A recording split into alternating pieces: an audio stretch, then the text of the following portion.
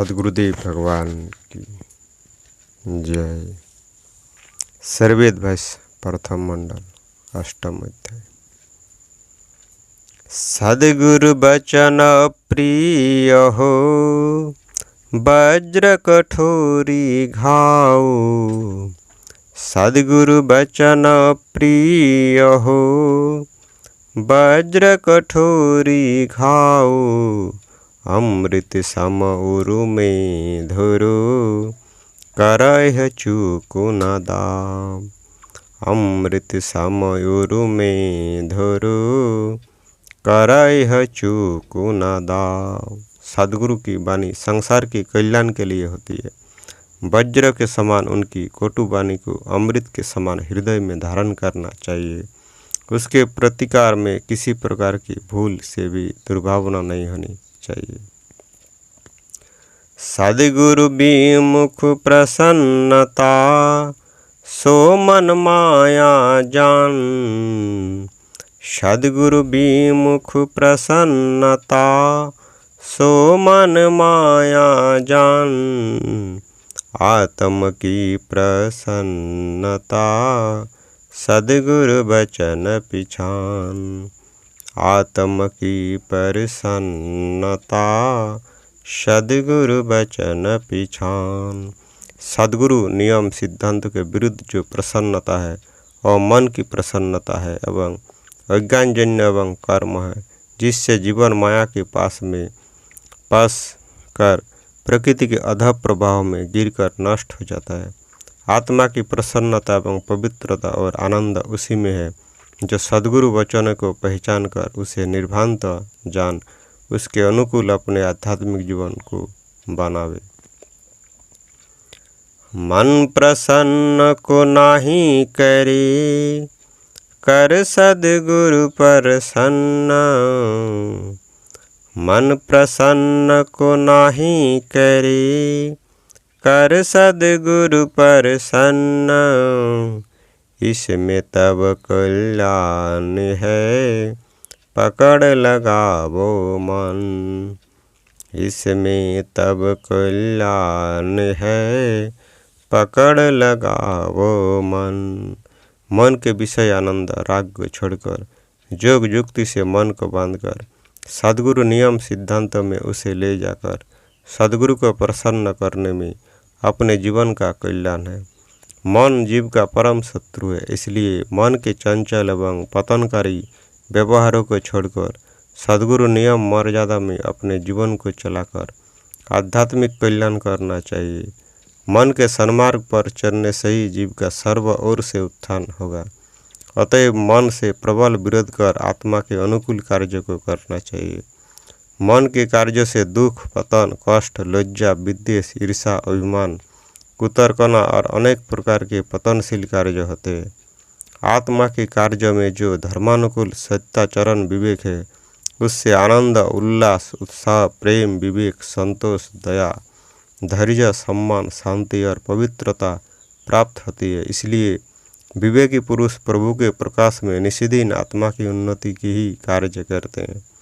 मन के बतलाए हुए कार्यों को कभी नहीं करते। मन की चाल और गति को पूर्ण रूप से जोगी ही जानता है। मनोरंजन, मन उल्लास के चक्कर में पड़कर दुर्लभ मानव जीवन नष्ट हो जाता है। इसलिए मन रूपी शत्रु से बचकर विवेकी पुरुष अपना आत्मिक स्वतंत्र जीवन निर्माण करते हैं। आगे कुछ संकल्प नहीं, कहाँ जाऊँ क्या काम। आगे कुछ संकल्प नहीं, कहाँ जाऊँ क्या काम। सहज बीति विरक्त की, जहाँ देखो तहाँ नाम। सहज वृत्ति विरक्त की, जहाँ देखो तहाँ नाम। जब मन सद्गुरु चरणों में दे दिया जाता है, तब मन के सारे अभिमान प्रभु दया से नष्ट हो जाते व उसके सारे संकल्प विकल्प क्षय हो जाते। उस अवस्था में वह वितरागी योगी सद्गुरु को आत्मसमर्पण कर अपनी चेतन भूमि को सहज रूप में प्राप्त कर लेता है। उसके जीवन में कहाँ जाना और क्या करना ये कुछ भी नहीं रह जाता। वह एकमात्र अपने अंतर भजन में लब लगाकर सहज स्वाभाविक गति से अमृत परमानंद की घोंटी पान करता है और सर्वत्र जहाँ आत्मदृष्टि फेंकता है परम प्रभु का ही दर्शन पाता है। बाहर भीतर एक ज्योति सदैव प्रदीप्त रहती है। सहज प्रदेश में जब स्वाभाविक आत्मचेतना स्थिर हो जाती है उस काल में सहज योगी अपने चेतन आसन से ही प्रकृति के सारे धर्मों का निर्वाह करता है। सहज सरल रूप में वह शरीर की रक्षा कर निशिदिन अंतस्थ वृत्ति में रह परमानंद का आस्वादन करता है। इसी का नाम सहजावृत्ति है। संत एकाकी रहत है बन सरेह में बास। संत एकाकी रहत है बन सरेह में बास। साथ किसी से नहीं करे नहीं कोई राखी पास। साथ किसी से नहीं करे नहीं कोई राखी पास। अवधूत वृत्ति वाले सहज योगी जो सदगुरु के चरणों में आत्मसमर्पण कर चुके हैं वे आज्ञा वशवर्ती योगी अवधूत अकेला वन सरह में रहकर निशिदिन महाप्रभु का भजन करते हैं। वे ना किसी के साथ रहते हैं ना किसी के साथ रखते हैं। पूर्ण पुरुष की पूर्ण भक्ति एकाकी होती है। पूर्ण त्याग और वैराग्य की जब दृढ़ भूमि हो जाती है तभी एकांत वन पर्वत की गुहा में रहकर कोई वितरागी पुरुष प्रभु का भजन करता है। संसारी मायावी पुरुषों को एकांतवास विष तुल्य है। ये दूसरे के शरण एवं प्रकाश में रहकर अपना जीवन सुधार कर प्रभु के भजन में लगे, अन्यथा संसारी पुरुष का एकांतवास उनके जीवन के घोर पतन का साधन होगा। इसलिए योगी ही एकांतवास कर ब्रह्म प्राप्ति का आनंद उपलब्ध करता है।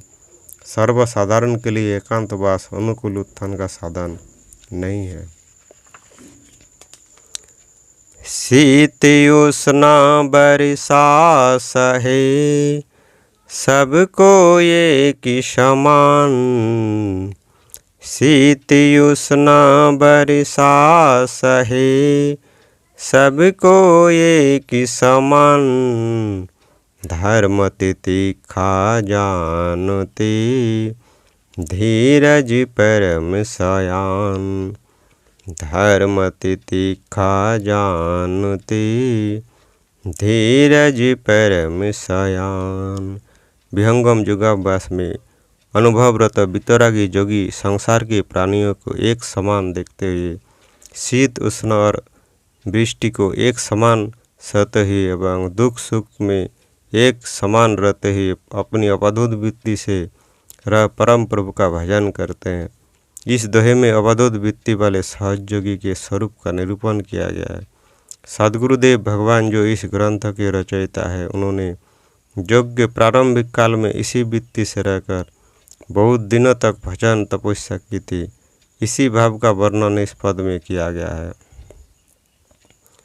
मान और अपमान में निंदाय स्तुति दोई। मान और अपमान में निंदाय स्तुति दोई। संत स्वाभाविकी रहत है छका अमिरस सोई। संत स्वाभाविकी रहत है छकाय अमिरस सोई। अनुभवी संत संसार की मान अपमान और निंदा स्तुति में एक समान सहज स्वाभाविक वृत्ति से रह अमृत समरस का छक कर पान करके पूर्ण आनंदित रहते हैं। हानि लाभ सुख दुखान में हर्ष सक नहीं संत। हानि लाभ सुख दुखान में हर्ष सक नहीं संत। चिंता चाह ना मनि करी अभय असंकय अनंत। चिंता चाह न मनि करी अभय असंकय अनंत। किसी वस्तु के हानि लाभ में दुख सुख और हर्ष शोक संत को नहीं हो सकता। संत ना किसी वस्तु की इच्छा रखते, ना वे चिंता सोच करते। वे निर्भय और निसंकोच होकर अनंत महाप्रभु की निशिदिन भक्ति से निमग्न रहते हैं। नाही कांक्षा नाही देश है, संपत्ति अबे जाई। नाही कांक्षा नाही देश है, संपत्ति अबे जाई। आप निरंतर मगन है, अनुभव सुख रूपाई। आप निरंतर मगन है, अनुभव सुख रूपाई। अनुभवी संत को किसी वस्तु की इच्छा नहीं होती, ना किसी पदार्थ से देश रहता है। जिन पदार्थों से पूर्व में दुख हुआ रहता है, उन दुखदायी पदार्थों के देखने या शरण से जो उस पदार्थ के प्रति क्रोध होता है, उसी का नाम देश है। संपत्ति के आने और जाने में राग देश संत को नहीं होता। वे अपने प्राप्त अनुभव सुख में सदैव निमग्न रहते हैं। गंगा तट झूसी गुहा, सद्गुरु का उपदेश। गंगा तट झूसी गुहा, सद्गुरु का उपदेश। बस सरे हो एकांत में, पाया साधु भेष। बस सरे हो एकांत में, पाया साधु भेष। प्रयागराज झूसी की निर्जन एकांत गुहा के निवास काल में नित्यानंद सद्गुरु का विरक्त संत वेश में दर्शन पा विहंगम मार्ग का भेदिक उपदेश प्राप्त किया था। अर्थात ग्रंथकार को नित्यानंद सद्गुरु का शांत वेश में दर्शन और उनके द्वारा ब्रह्म विद्या के विशेष भूमिका उपदेश प्राप्त हुआ था। इस दर्शन की चर्चा ग्रंथ रचयिता सद्गुरु भगवान अपने व्यक्त जीवन काल में करते थे। मार पलहति बैठ करे, मनुव पवन को बांध। मार पलहति बैठ करे, मनुव पवन को बांध। तब दर्शन मिली ब्रह्म का, गोप्य जुक्ति हो साध। तब दर्शन मिली ब्रह्म का, गोप्य जुक्ति हो साध। सद्गुरु सुकृतदेव ने ग्रंथ का रचयिता सद्गुरु सदाफलदेव जी महाराज को अपने सरल सहज आसन से बैठकर मन और पवन को गुरुगम्य द्वारा उनके मंडल में स्थिर कर अनुभव रहस्यपूर्ण सहज युक्ति से साधन करने पर पर ब्रह्म का दर्शन प्राप्त होता है, यह उपदेश बतलाया था। इस दोहे में सद्गुरु के विहंगम मार्ग के उपदेश की चर्चा ग्रंथकार ने की है, जो उन्हें नित्यानंद सद्गुरु सुकृतदेव द्वारा प्राप्त हुआ था। सुरति निरति मन पवन को, एक जुक्ति करी राख। सुरति निरति मन पवन को, एक जुक्ति करी राख। रमिता ध्वनि सरितान को, अनुभव गति गम राख। रमिता ध्वनि सरितान को, अनुभव गति गम राख। सद्गुरु की जोग युक्ति द्वारा मन पवन श्रुति और निरति को एक में संयुक्त करके अक्षर ध्वनि के राग को प्राप्त कर चेतन अनुभव युक्ति से अपनी चेतना को शब्द मंडल में स्थिर करे। अक्षर पर निशब्द सार शब्द का मंडल है, जो मन पवन और श्रुति निरति के स्थिर होने पर अनुभव में प्रत्यक्ष होता है। यही इस पद का भाव है। जोगी निज संकल्प से, हृदय अन्न परिकाश। जोगी निज संकल्प से, हृदय अन्न परिकाश। दृश्य अनेको धाम को, अनुभव दर्श विकास। दृश्य अनेको धाम को, अनुभव दर्श विकास। योगी अपने निज संकल्प से दूसरे के हृदय में अपना चेतन प्रकाश प्रदान करता है और योग्य अनेक स्थितियों का दर्शन कराकर अनुभव में चेतन विकास की प्राप्ति करता है। ब्रह्मनिष्ठ सद्गुरु अधिकारी आत्मा में अपने निज शक्ति के प्रभाव से उसके विज्ञान ग्रंथि को खोलकर आत्मा अक्षर और पर ब्रह्म का दिव्य दर्शन कराता है। यह प्रत्यक्ष अनुभूतिपूर्ण विज्ञान है जिसे सद्गुरुजन अपने अधिकारी अनन्य शरण भक्त की ताय इसका प्रयोग करते हैं। यही दिव्य दृष्टि का प्रकाश जिसे जोगी लोग करते हैं, जिसकी चर्चा इस पद में की गई है। तत्व ज्ञान साबुनु बने, पानी सुमिरन जुक्ति। तत्व ज्ञान साबुनु बने, पानी सुमिरन जुक्ति। शुद्ध हो तो है आत्मा, शब्द मिलन में मुक्ति। शुद्ध हो तो है आत्मा, शब्द मिलन में मुक्ति। आत्मा के चेतन शुद्ध विकास के लिए तत्व ज्ञान का साबुन एवं सुमिरन युक्ति का जल है, जिसके जल प्रपात से आत्मा का कलमश मोह नष्ट हो जाता है। आत्मा उस ब्रह्मामृत प्रवाह में स्नान कर पवित्र होकर शब्दों में मिल जाती है, जिससे जरा मरण आवागमन भवचक्र छूटकर जीव मुक्त होकर परमानंद का उपभोग करता है। विहंगम के सुमिरन द्वारा ही आत्मा का कलमश एवं मोह आवरण क्षय होता है और जोगी उस ज्ञान गंगा में स्नान कर परम पवित्र हो बलवान हो जाता है एवं अपने शुद्ध पराक्रम से पर ब्रह्म को प्राप्त कर कृतकृत्य होता है। यही विहंगम योग्य सुमिरन का महत्व है। इसे अनुभवी वैदिक संत जानेंगे। शुद्ध ज्ञान से आत्मा, प्रेम भक्ति वह गंगा। शुद्ध ज्ञान से आत्मा, प्रेम भक्ति वह गंगा। देव सदा फैली शब्द का, निर्मल चढ़ता रंग। देव सदा फैली शब्द का, निर्मल चढ़ता रंग। योगाभ्यास द्वारा आत्मा का प्राकृतिक मल दूर होता है। जब योग विज्ञान में समस्त कर्म क्षय हो जाते हैं तब आत्मा पवित्र हो जाती है।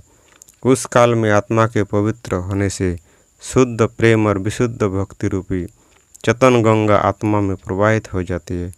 उस अवस्था में शब्द परम पुरुष का पवित्र आनंद उपलब्ध होता है एवं निर्मल विशुद्ध रंग चढ़कर आत्मा को अपना स्वरूप बना लेता है।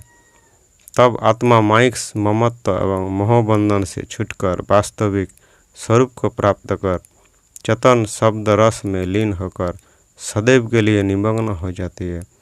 अव्याहत चेतन परमानंद की प्राप्ति से समस्त दुखों की निवृत्ति और चेतन निज अव्यय पद की प्राप्ति होती है। यही विहंगम योग्य चेतन भक्ति का पवित्र स्वरूप है। इस अष्टम अध्याय में अक्षर ब्रह्म, उसकी रचना विधि, चेतन श्रुति, सुमिरन, एकादश द्वार, अक्षर प्रकाश, सद्गुरु नियम पालन की मर्यादा और अंत में अवधूत वृत्ति के वर्णन, इस पवित्र आत्म स्वरूप की महिमा गाई गई है। बोलिए सद्गुरुदेव भगवान की जय।